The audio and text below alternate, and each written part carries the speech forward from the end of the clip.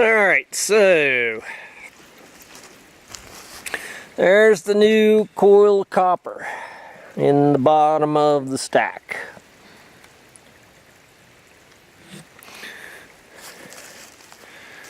I took a short stub of 1-inch soft copper and made a copper sleeve, soldered on two fittings, two 45s, and that clamped it nicely into that 5/8 hose, and then slipped it on that.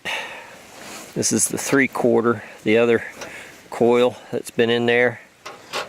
And so the water's going to go in here through the new coil, out up into the other big coil, out, and then into this heat exchanger that goes in the top. We hadn't seen that before. So I have well over 100 feet of pipe in the stack. Now here's another problem I had. The copper coils had water condensating and dripping down and trying to put out my fire. So I put this aluminum pot there, and I drilled and tapped a hole with a little drain.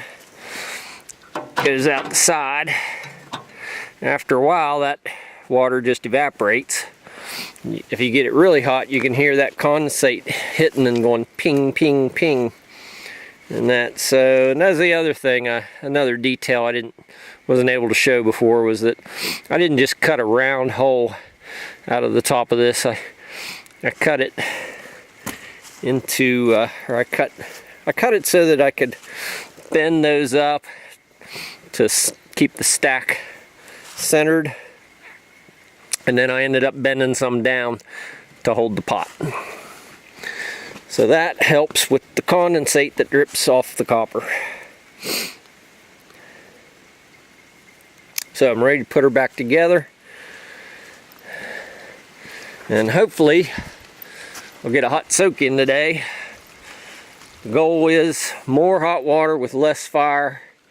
Maybe fill both tubs simultaneously with the water going full bore. And that way me and the girlfriend can have simultaneous soaks. I've started insulating. I'm going to insulate both tubs and the garden hose coming from the heater. It's been a off and on snow day. Lake effect coming from Lake Erie, I would imagine. Coming in bands. Getting a little woodshed. Not filled, but working on filling a little woodshed.